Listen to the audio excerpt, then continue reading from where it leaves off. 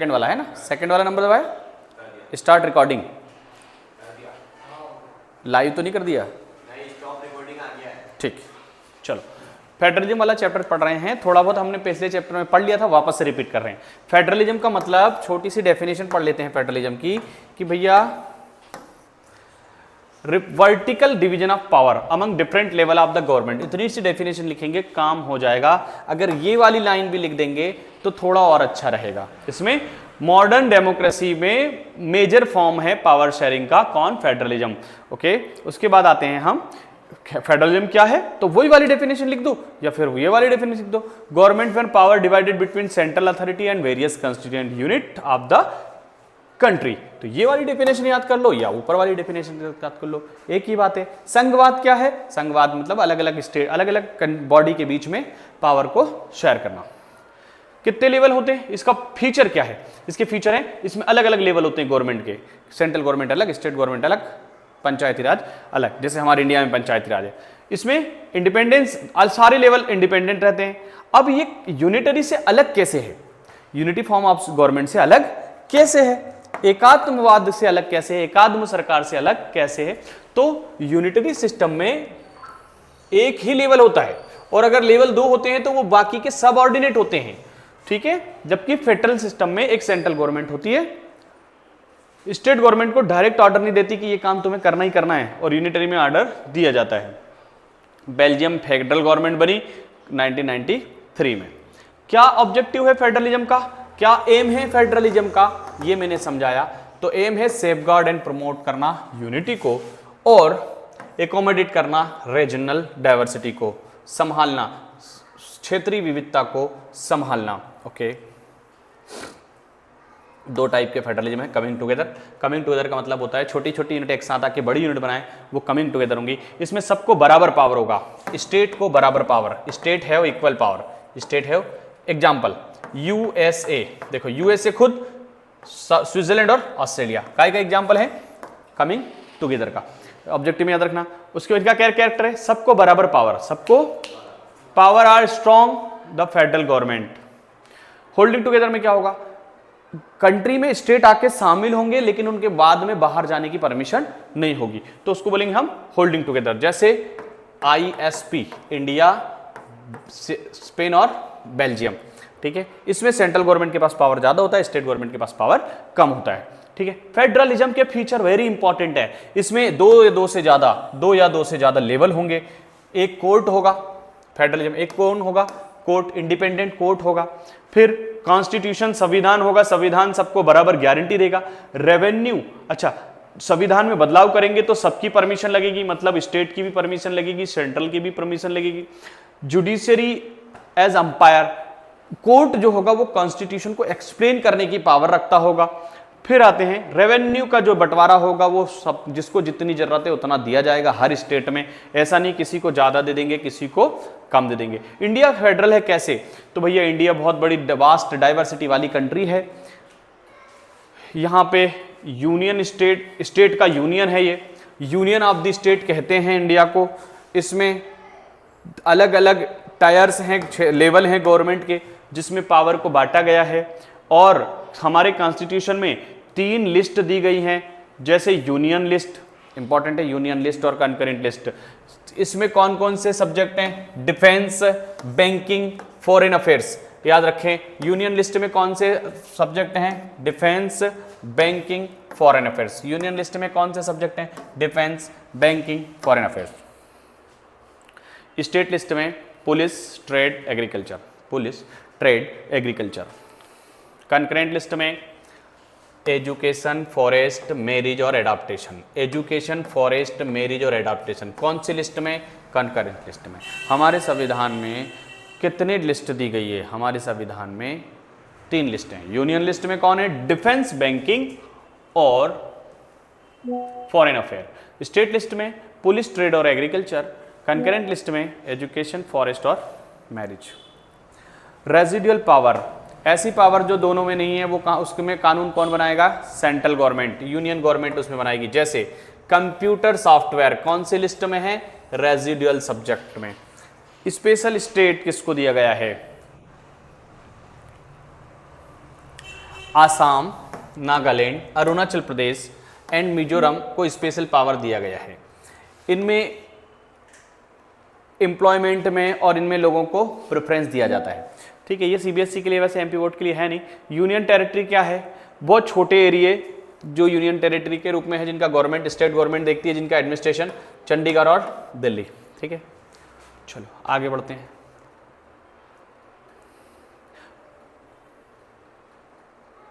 हमारे इंडिया में कॉन्स्टिट्यूशन में अमेंडमेंट किया जा सकता है, इसलिए ये फेडरल है। यहाँ का जुडिशरी है जो वो बहुत ही मेन रोल प्ले करता है, इसलिए ये फेडरलिज्म है।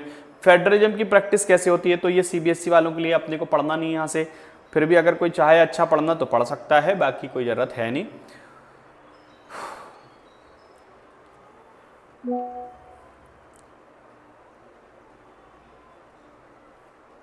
अच्छा, ये क्वेश्चन इंपॉर्टेंट है भैया, देखो पंचायती राज गवर्नमेंट का स्ट्रक्चर क्या है?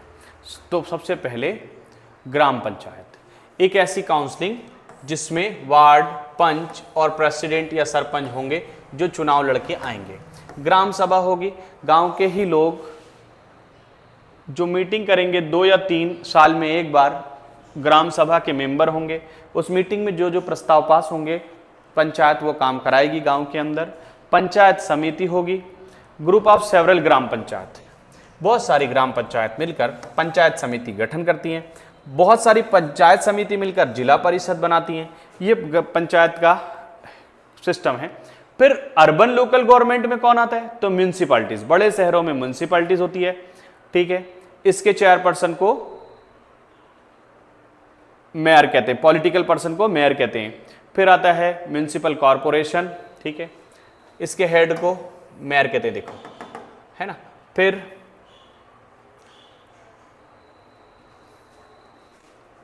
आगे बढ़ते हैं, क्वेश्चन आंसर। अब ये वो क्वेश्चन अभी जब पढ़ रहे थे नोट्स, अब ये क्वेश्चन है जो डायरेक्ट एमपी बोर्ड में, एसपीबीएसई में आने वाले हैं। कैरेक्टर्स लिखिए, तो 2 और मोर लेवल पढ़ चुके हैं, सेपरेट ज्यूरिडिक्शन पढ़ चुके हैं, कॉन्स्टिट्यूशनल गारंटी पढ़ चुके हैं, संविधान में चेंज करना हो तो कंसेंट यानी कि सबकी सहमति होगी। कितने टाइप के, how many types of list, कितनी लिस्ट हैं? तो 3 लिस्ट हैं। कितनी लिस्ट हैं? 3, यूनियन लिस्ट, स्टेट लिस्ट, फिर कंकरेंट लिस्ट। और जो सब्जेक्ट इन तीनों में नहीं आते उस पर कौन कानून बनाएगा? जैसे कंप्यूटर, सॉफ्टवेयर, एआई, ये सब इनमें नहीं है तो इस पर कौन सा कानून बनाएगा? फेडरलिज्म कितने टाइप के हैं? तो 2 टाइप के हैं, कमिंग टुगेदर और होल्डिंग टुगेदर। ये वाला आंसर थोड़ा बड़ा है, टफ है, इससे पिछला वाला याद कर लेना। उसके बाद आगे बढ़ते हैं। Difference between, very important question, difference between federal. तो पहला power, power divided between the central and state government. यहां ऑल पावर किसके पास रहेंगे? सेंट्रल के पास। लेवल 2 या 2 से ज्यादा, यहां एक ही लेवल है। ठीक है, फिर आगे बढ़ो। State government are not subordinate, यहां बाकी की गवर्नमेंट क्या होते हैं? इनके सबऑर्डिनेट होते हैं, नीचे की गवर्नमेंट होती है, पावर कम होता है। पावर डिफाइंड होता है कॉन्स्टिट्यूशन में, इसमें पावर डिवाइडेड करते हैं सेंट्रल और बाकी के लोगों में। इंडिया, यूएसए फेडरल गवर्नमेंट है, UK, France, Sri Lanka unitary government है। ठीक है। What major step taken decentralisation in 1992? What major step taken decentralisation in 1992? क्या बड़े कदम उठाए गए जब विकेंद्रीकरण किया गया? वेरी इंपॉर्टेंट क्वेश्चन है ये। ठीक है, इसमें क्या स्टेप लिए गए भैया? तो 1992 में 73 और 74 कॉन्स्टिट्यूशनल अमेंडमेंट किया गया। 1992 में 73 और 74 कॉन्स्टिट्यूशनल अमेंडमेंट किया गया। क्या था इसमें? Constitutional status to panchayati raj and municipalities, panchayati raj और म्यूनिसिपैलिटीज को कॉन्स्टिट्यूशनल राइट दिया गया। लोकल सेल्फ गवर्नमेंट बनाने का राइट दिया गया। तो 3 बातें हम लिख सकते हैं। 1992 में 73 और 74 कॉन्स्टिट्यूशनल अमेंडमेंट किया गया, म्यूनिसिपैलिटी और पंचायती राज के संविधान बनाया गया और सेल्फ गवर्नमेंट का प्रस्ताव बनाया गया, स्ट्रक्चर इंडिया में दिया गया। राइट 3 बेनिफिट, क्या फायदा हुआ? ये पंचायती राज बनी तो क्या फायदा हुआ? लोकल पीपल डिसीजन मेकिंग में पार्ट लेने लगे, सेंट्रल गवर्नमेंट का बर्डन कम हुआ, इंप्लीमेंटेशन, नीतियों का, पॉलिसीज का इंप्लीमेंटेशन अच्छे से होने लगा। ऑब्जेक्टिव आ गए इस चैप्टर के, हर चैप्टर के ऑब्जेक्टिव नोट्स के नीचे दिए हुए हैं, एक बार अलग से लाइव क्लासेस रात में लेके और करा दूंगा। Federalism, 1 level of the government, एक लेवल गवर्नमेंट नहीं, बिटवीन सेंट्रल एंड स्टेट, हाँ सेंट्रल और स्टेट में पावर डिवाइड होंगे तो उसको क्या बोलेंगे हम, फेडरल। ओके, फेडरल सिस्टम कितने टाइप का पढ़ा हमने, कमिंग टुगेदर और होल्डिंग टुगेदर। और कितने टाइप, गवर्नमेंट के हिसाब से कितने टाइप का पढ़ा, दो, यूनिटरी और फेडरल। गवर्नमेंट का टाइप भी फेडरल और unitary. Power is shared between central and state.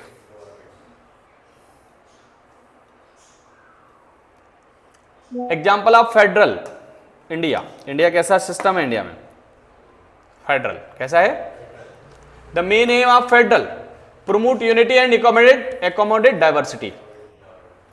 Federal system, central government can not pass law, नहीं ऑर्डर नहीं दे सकती। बेल्जियम चेंज कब बदला, 1993 में बेल्जियम कैसा स्टेट बना, फेडरल।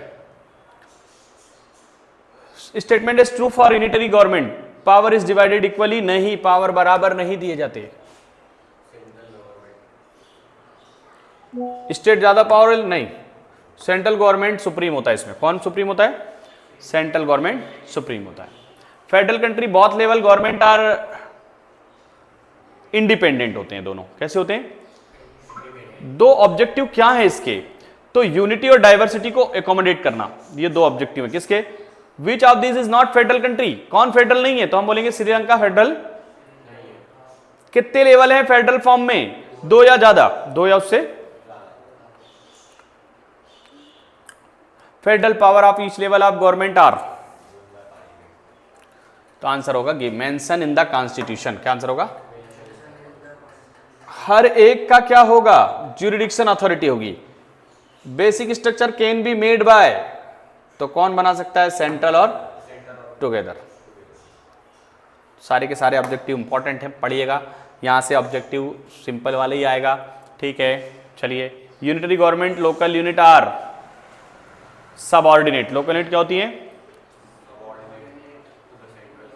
फेडरेशन कितने टाइप से बनता है, दो, कमिंग और होल्डिंग से। कमिंग कौन है, यूएसओ, तो कमिंग में यूएसए में ही नाम छुपा है, यूएसए तो है ही, यूएसए स्विट्जरलैंड और ऑस्ट्रेलिया, यूएसए स्विट्जरलैंड और ऑस्ट्रेलिया, ऐसे याद करो। होल्डिंग टुगेदर कौन है, तो इंडिया, स्पेन, बेल्जियम, आईएसपी, ठीक है। तो कमिंग टुगेदर कौन है, होल्डिंग टुगेदर कौन है, इसका टेंशन खत्म हो गया। पढ़ लेंगे, सारे ऑब्जेक्टिव पढ़ेंगे इसके। ऐसा नहीं सोचेंगे कि अलग से ऑब्जेक्टिव कहां से हमें मिलेंगे, ऑब्जेक्टिव कहां हैं, ऑब्जेक्टिव के लिए कहां जाएं हम ढूंढने के लिए, ठीक है भैया। यहाँ पे अब नया चैप्टर स्टार्ट हो रहा है, बहुत ही जल्दी जल्दी देख लीजिए। Gender division, gender division, gender division is mean equal role of men and women. Society women को हाउस वर्क के लिए समझते हैं, बच्चों को, ये जेंडर डिवीजन हो गया। ओके,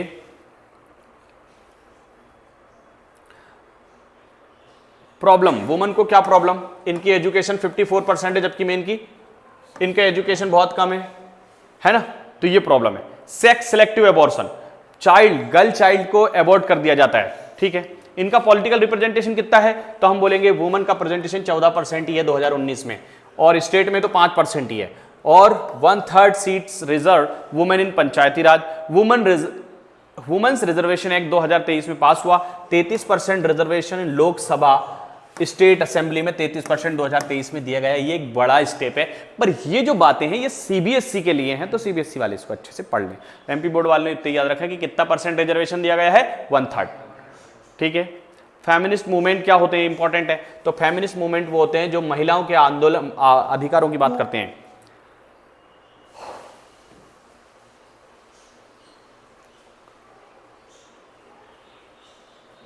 कम्युनलिज्म क्या है, very important. Religion is used to political gain, it become communalism. जब राजनीति में धर्म का इस्तेमाल होने लगेगा तो उसको क्या बोलेंगे हम, communalism. One religion, communal politics, एक ही पार्ट धर्म को बढ़ावा देना, कम्युनल पॉलिटिक्स, ठीक है। सेक्युलर स्टेट, इंडिया कैसा स्टेट है, सेक्युलर। इंडिया कैसा है, सेक्युलर स्टेट का मतलब इसमें कोई लैंग्वेज ऑफिशियल नहीं है, कोई रिलीजन ऑफिशियल नहीं है, इसका किसी के साथ भेदभाव नहीं किया जाएगा, सभी धर्मों को बराबर समझा जाएगा, इसका मतलब है सेक्युलर। क्या है, तो हमारा इंडिया कैसा कंट्री है, सेक्युलर। कैसा कंट्री है, सेक्युलर कंट्री, ठीक है।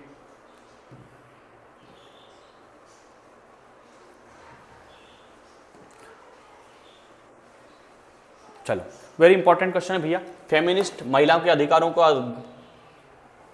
लीड करना, पैट्रियार्कली पेरेंट्स फादर की चलना, जहां सिर्फ किसकी चले, women do house hold work main work outside, वहां होगा पैट्रियार्की।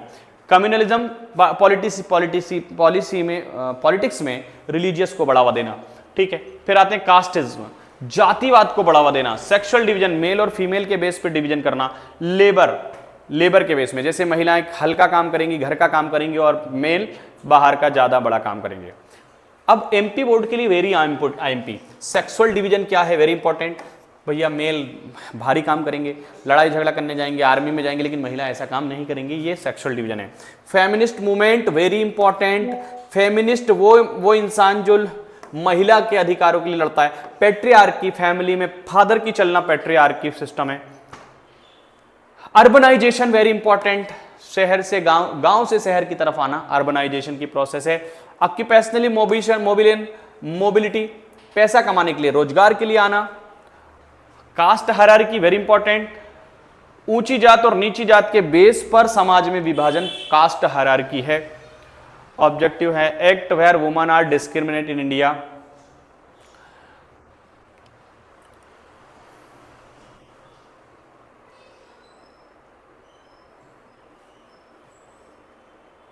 वुमेन का डिस्क्रिमिनेट किस किस बेस पे होता है, लिटरेसी शिक्षा में, पैसों में देने में, सैलरी कम मिलती है, पॉलिटिकल रिप्रेजेंटेशन में लड़के को ज्यादा फायदा देते हैं, लड़कियों को कम। तो किस बेस पे डिवीजन करते हैं, शिक्षा में, पैसे में, नौकरी में लड़कियों की सैलरी कम, लड़कों की सैलरी, राजनीति में मेल ज्यादा फीमेल कम, लड़के को ज्यादा देना, मतलब घर में भी लड़के लड़कियों में वो करते हैं भेदभाव। कम्युनल, ये आई होप इसको आप पढ़ लेंगे, मेरे हिसाब से ज्यादा इंपॉर्टेंट नहीं है। दूसरा है caste alone can not determine, ये छोड़ो। स्टेटस ऑफ वुमेन रिप्रेजेंटेशन क्या है, वुमेन का रिप्रेजेंटेशन क्या है, तो भैया 14% लोकसभा में है, 5% स्टेट असेंबली में है। पंचायती राज में 1/3 सीट दी गई है, इंपॉर्टेंट है, ये क्वेश्चन भी इंपॉर्टेंट था 5वां। ओके, आगे आ गए हम, आईएमपी है, सोशल डिवीजन काय पे बेस्ड है, कास्ट पे। मैच द कॉलम, जो पर्सन महिला की बात करता हो फेमिनिस्ट, एक पर्सन जो रिलीजियस बेस पर काम करता हो कम्युनलिस्ट, जाति के बेस पर काम करता हो कास्टिस्ट, है ना। रिलीजियस बिलीफ को तो वो सेक्युलरिस्ट, क्या कहलाएगा, सबको बराबर समझता हो तो क्या कहलाएगा, सेक्युलरिस्ट। ऐसे करके चैप्टर 3 और 4 हो गए, या 2 या 3 हो गए, है ना। अब आगे बढ़ते हैं। हाँ, कौन से चैप्टर हुए, 2 और 3, ज्यादा नहीं बचे अब 4 और 5 बहुत जल्दी से हो जाएंगे। पॉलिटिकल पार्टी, मीनिंग क्या है पॉलिटिकल पार्टी का, ऐसा ग्रुप जो सेम आइडियोलॉजी के लोग एक साथ आए, तो very very important, political party very very important. Political party के क्या है डेफिनेशन, वेरी वेरी इंपॉर्टेंट। तो सेम आइडियोलॉजी के लोग एक साथ आके पार्टी बनाते हैं, तो उसको बोलेंगे पॉलिटिकल पार्टी। और पॉलिटिकल पार्टी चुनाव लड़ती है। इसके कंपोनेंट क्या है, ये क्या है कंपोनेंट, लीडर, मेंबर और फॉलोअर। कंपोनेंट क्या है इसके, लीडर, मेंबर और फॉलोअर। फंक्शन क्या है, वेरी इंपॉर्टेंट, फंक्शन क्या है, वेरी इंपॉर्टेंट, पीपीएस के फंक्शन, वेरी इंपॉर्टेंट, पीपीएस के फंक्शन। तो पहला फंक्शन चुनाव लड़ना, दूसरा फंक्शन पॉलिसी बनाना, तीसरा फंक्शन नियम बनाना, तीसरा फंक्शन चुनाव जीत जाए तो गवर्नमेंट बनाना, गवर्नमेंट चलाना, और नहीं जीते तो अपोजिशन का काम करना, नहीं जीते तो पब्लिक ओपिनियन बनाना। पॉलिटिकल पार्टीज के काम क्या है, वापस से देख लो जल्दी से, चुनाव लड़ना, चुनाव नीतियां बनाना, कानून बनाना, जीत गए तो सरकार बनाना, हार गए तो अपोजिशन का काम करना, और पब्लिक ओपिनियन बनाना। ये पॉलिटिकल पार्टीज के क्या है, फंक्शन। तो पॉलिटिकल पार्टीज की डेफिनेशन, पॉलिटिकल पार्टीज की डेफिनेशन और function. Next, people can approach local leader easily. चलो, क्यों जरूरत है हमें, एक काम करते हैं, डायरेक्ट क्वेश्चन आंसर पे आ जाते हैं अपन, डायरेक्ट क्वेश्चन आंसर पे आते हैं। ये तो नोट्स हैं, नोट्स से नहीं पढ़ना, डायरेक्ट क्वेश्चन आंसर पे आ जाते हैं। फंक्शन पढ़ लिया अपन ने, political parties, direct question answer पे आते हैं। देखिए क्वेश्चन आंसर यहाँ पे, क्वेश्चन नंबर 1 से, ठीक है। देखिए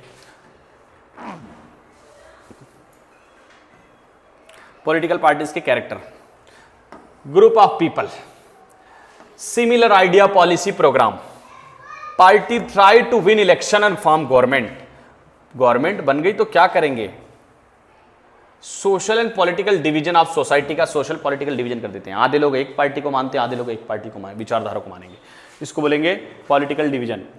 party has leader, active member and follower, party promote collectively goods and represent public opinion, public opinion बनाएगी। फंक्शन लिखिए, तो ऊपर जो फंक्शन पढ़ के आए वही है, रोल प्ले का क्या करती हैं, अपोजिशन का काम करती हैं, गवर्नमेंट बनाती हैं। Main challenges, very very very very very important, very very important, very very important challenges, lake of internal democracy की कमी, राजा का बेटा ही राजा बन रहा है, डिनास्टिक सक्सेशन, ये राजा का बेटा राजा बन रहा है, किसी को दूसरे इंसान को पास नहीं आने दे रहे, ये दोनों का मतलब सेम सेम है लगभग। मनी एंड मसल पर, जिसके पास पैसा है, जिसके पास पावर है, वही चुनाव लड़ेगा।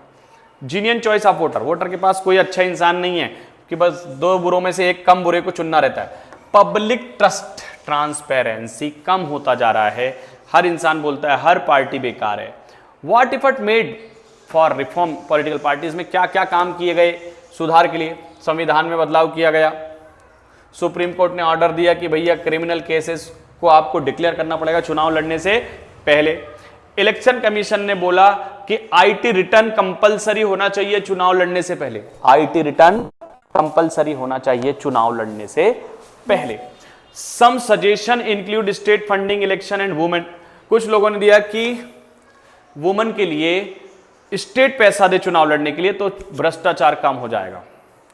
पॉलिटिकल पार्टी को मजबूत बनाने के लिए क्या किया जाना चाहिए, रेगुलर इंटरनल इलेक्शन हो पार्टी के अंदर ही अंदर, पार्टी के अंदर इलेक्शन हो, ट्रांसपेरेंसी मेंटेन हो, वुमेन और यूथ को पार्टिसिपेट करें, लॉ बनाएं, गवर्नमेंट सपोर्ट करे। ये भी इंपॉर्टेंट क्वेश्चन था, ये वेरी इंपॉर्टेंट क्वेश्चन था कि पार्टी मजबूती के लिए क्या किया गया। कंडीशन, नेशनल पार्टी होने की कंडीशन, राष्ट्रीय राजनीतिक दल होने की क्या कंडीशन है, तो भैया नेशनल पार्टी होने के लिए 6% वोट चाहिए, एक तो लोकसभा में, दूसरा लोकसभा राज्यसभा में कितने परसेंट वोट, 6%, और 4 सीट जीती हुई होना चाहिए, ये इसकी कंडीशन होना चाहिए, वेरी इंपॉर्टेंट है। चलिए पढ़ लेंगे या आप।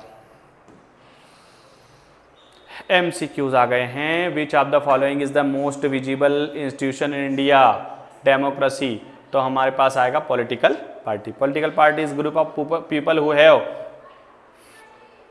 Form election and hold power, very important objective हैं, सारे के सारे इजी हैं, पढ़ लेना है यहाँ से, ठीक है।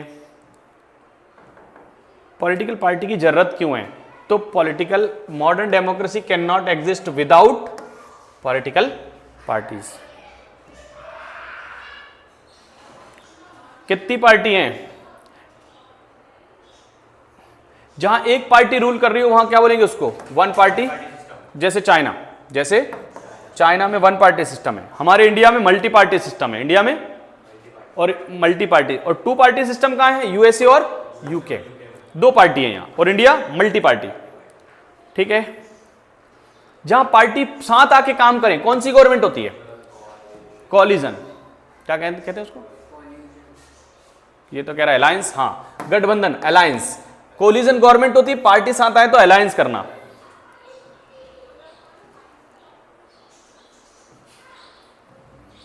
हमारे यहां नेशनल पार्टी कितनी है, 6। बहुजन समाजवादी पार्टी का कौन है लीड, बनाया किसने, पहली नेशनल पार्टी कांग्रेस नहीं, first national party from north east India, north east India की पहली party NPP. Bharatiya Janata party कब बनी, अटल बिहारी वाजपेयी ने बनाया, याद रखना। भारतीय जनसंघ प्रेडेसेसर बीजेपी के कौन थे, श्यामा प्रसाद मुखर्जी। सीपीआईएम कब बनी, 1960। बीजेपी की आइडियोलॉजी क्या है, इंटीग्रल ह्यूमनिज्म, मानव एकता, सवाल ही पैदा नहीं होता। चैलेंज टू पॉलिटिकल पार्टी के बीच में क्या चैलेंज है, इक्वल पावर, कंसंट्रेशन, सॉरी ये भी कंसंट्रेशन पावर एंड 2 हैंड्स। चलो ये हो गए क्वेश्चन, नेक्स्ट चैप्टर देखते हैं।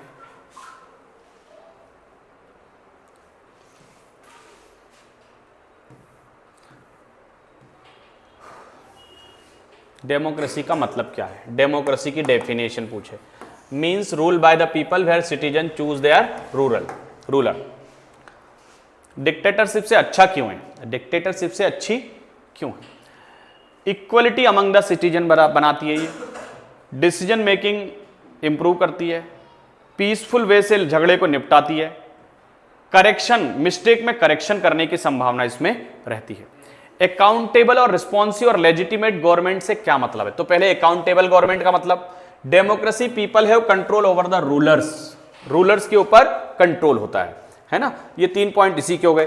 फिर इसके बाद और एग्जांपल, राइट टू इंफॉर्मेशन बनाना, राइट आरटीआई लगा के हम जानकारी ले लेते हैं। दूसरा, रिस्पॉन्सिव गवर्नमेंट का क्या मतलब है?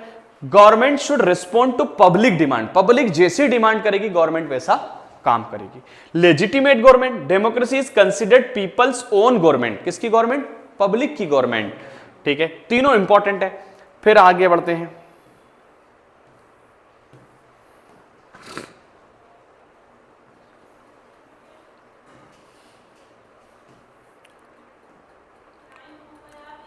ठीक है, ये अगेन इंपॉर्टेंट है।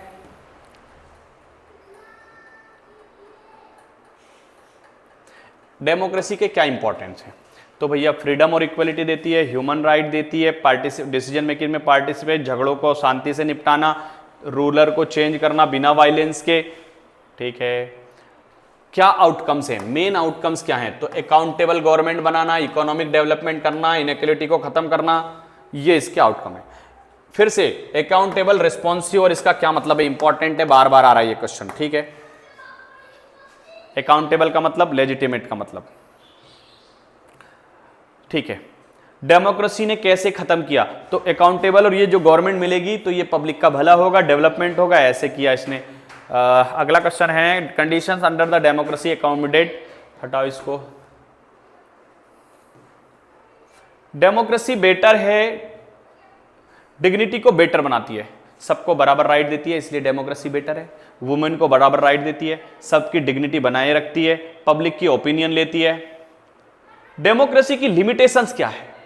मोर टाइम लगता है, डिसीजन लेने में टाइम ज्यादा लगता है, लीडर झूठे वादे कर लेते हैं, मनी, पैसों का गलत इस्तेमाल होता है, ये इसकी लिमिटेशंस है। Okay, what expectation outcome democracy, क्या आउटकम होते हैं? चलो हटाओ, ये पढ़ना है आपको घर पे। Why is the democracy slow less, ये भी पढ़ लेना एक बार, आने जैसा तो है नहीं। ऐसे करके ये चैप्टर भी हो जाता है खत्म, मतलब पॉलिटी हो गया हमारा खत्म। इकोनॉमी पूरा बचा है, उसका जस्ट एक वीडियो भेजूंगा, ठीक है। स्टॉप कर दो इसको।